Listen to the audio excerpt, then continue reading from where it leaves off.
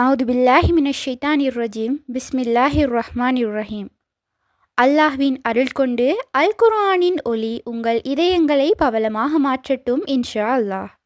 நூருல் குர்ஆன் official YouTube channel ஊடாக உங்களுக்கு சலாத்தை தெரிவித்துக் கொள்கின்றேன். அஸ்ஸலாமு அலைக்கும் வரஹ்மத்துல்லாஹி வபரகாத்துஹு. நிச்சயமாக என்னுடைய பதிவுகள் அனைத்தும் எனக்கே முதல் நினைவூட்டல். இன்ஷா அல்லாஹ் இந்த ரமலானுடைய மாதத்தில் மற்றுமொரு வெள்ளிக்கிழமையை அடைந்திருக்கின்றோம். இந்த வெள்ளிக்கிழமையானது கடைசி வெள்ளிக்கிழமையாகவோ கடைசி ஜும்மா நாளாகவோ இருக்கலாம். இவ்வாறான வெள்ளிக்கிழமையில் நிமிடத்தில் நம்முடைய துஆக்களை கபூலாக்கக்கூடிய, இன்னும் நம்முடைய கவலைகள் கஷ்டங்கள் கண்ணீரை போக்கக்கூடிய, இன்னும் அல்லாஹ்வுக்கு மிக மிக பிடித்த ஒரு திக்ரை பற்றி பார்க்கலாம். இந்த ஒரு திக்ரின் மூலம் அல்லாஹ் நாம் நினைத்த காரியங்கள் எம்முடைய வாழ்க்கையில் நடாத்தி காட்டுவான். இன்ஷா அல்லாஹ் அப்படியான சிறந்த திக்ரை பார்க்கலாம். இன்று நாம் அனைவரும் மிக மிக சிறப்பான ஒரு நாளில் இருக்கின்றோம். இந்த ரமலானுடைய மாதத்தில், அதுவும் இறுதி 10 கடைசி ஜும்மா தினமாக கூட இருக்கலாம். இவ்வாறான ஒரு நாளில் இருக்கின்றோம். இன்னும் ஒரு சில நாட்களில் எம்மை விட்டு இந்த ரமலான் பிரிய போகின்றது.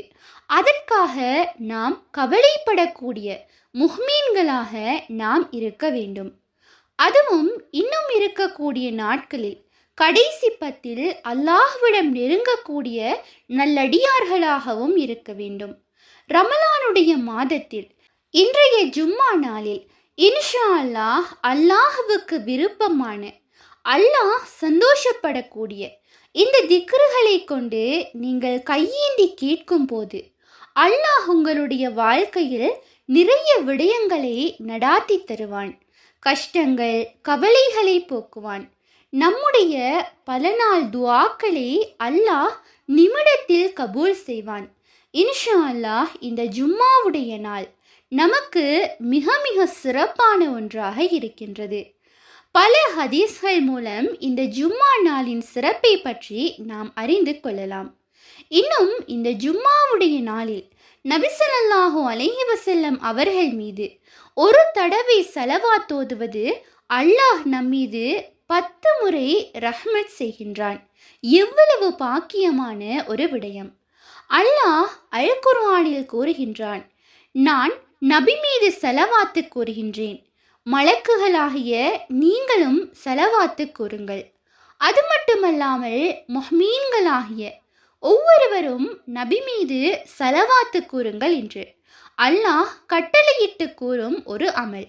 இன்னும் நபி ஸல்லல்லாஹு அலைஹி வஸல்லம் அவர்களுக்கும் அவர்களுடைய உம்மத்தாகிய நமக்கும் இந்த ஜும்மா நாளை ஒரு சிறப்பான ஒரு நாளாக அல்லாஹ் ஆக்கியிருக்கின்றான். அல்லாஹ் இந்த நாளில் முஹ்மீன்கள் முஸ்லிம்கள் அனைவருக்கும் அல்லாஹ் ஒரு பாக்கியத்தை கொடுத்திருக்கின்றான்.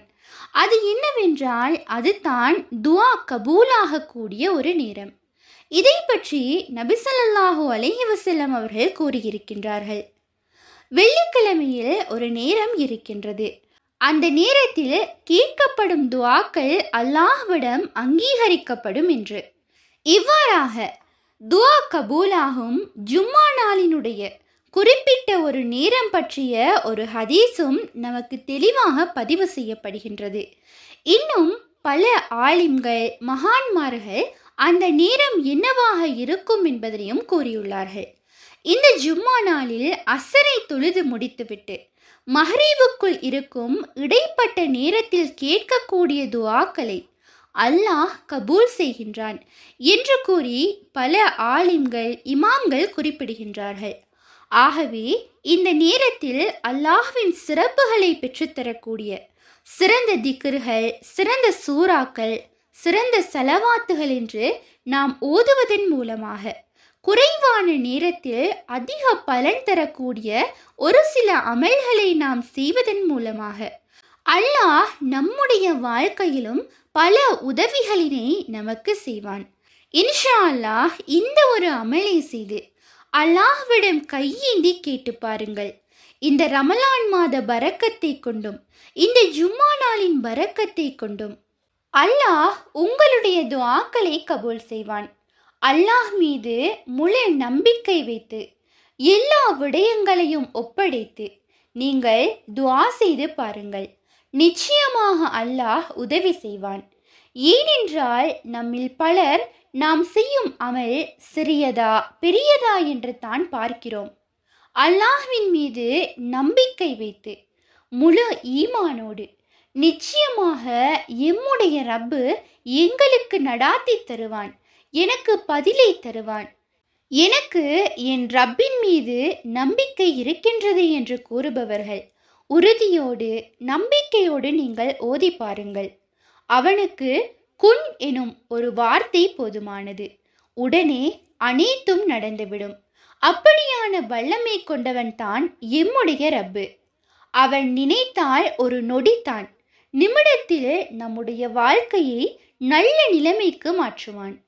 ஆனால் நம் மீது வைத்துள்ள கருணை அல்லாஹ்விடம் அதிகமாகவே உள்ளது.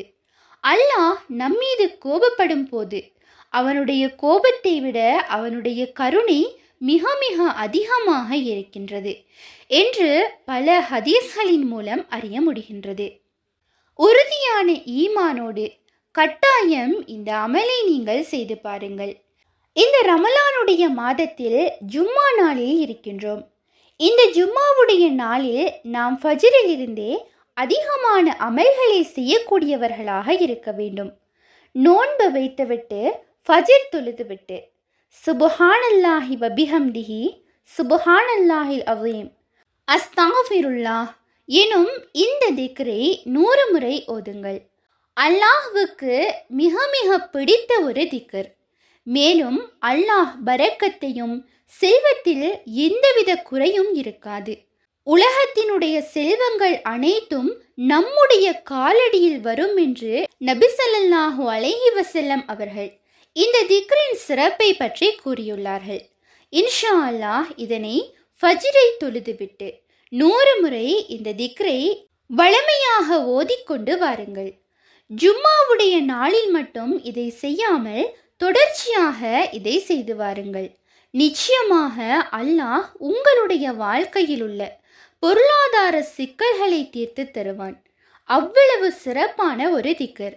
இன்னும் அல்லாஹ் சந்தோஷமடையக்கூடிய ஒரு சிறந்த திக்ர். இன்னும் ஜும்மா நாளில் ஒரு சில சூறாக்களை ஓதுவது அல்லாஹ்விடம் மிக மிக சிறப்பாக இருக்கின்றது. அப்படியான சூறாக்களாக சூரா கஃப், சூரா ஜும்ஆ, சூரா தூஹான், சூரா முஸம்மில், இப்படி ஒரு சில சூறாக்களை இந்த ஜும்மா நாளில் ஓதுவது மிக மிக சிறப்பான ஒரு விடயம். இன்ஷா அல்லாஹ் இந்த சூறாக்களை ஒரு முறை ஓதிக்கொள்ளுங்கள். ஓதி முடித்துவிட்டு அல்லாஹ்விடம் அதிகமாக துஆ செய்யக்கூடியவர்களாக இருக்க வேண்டும். இன்னும் இந்த ஜும்மா நாளில் அஸ்ரை தொழுது முடித்துவிட்டு இந்த ஒரு அமலை செய்யக்கூடியவர்களாக இருங்கள். இந்த ஒரு அமலை பார்த்தால் மிக மிக பலம் வாய்ந்த ஒரு அமல். அல்லாஹ் நிமிடத்தில் நம்முடைய துஆக்களை கபூலாக்கக்கூடிய ஒரு சிறந்த அமல்.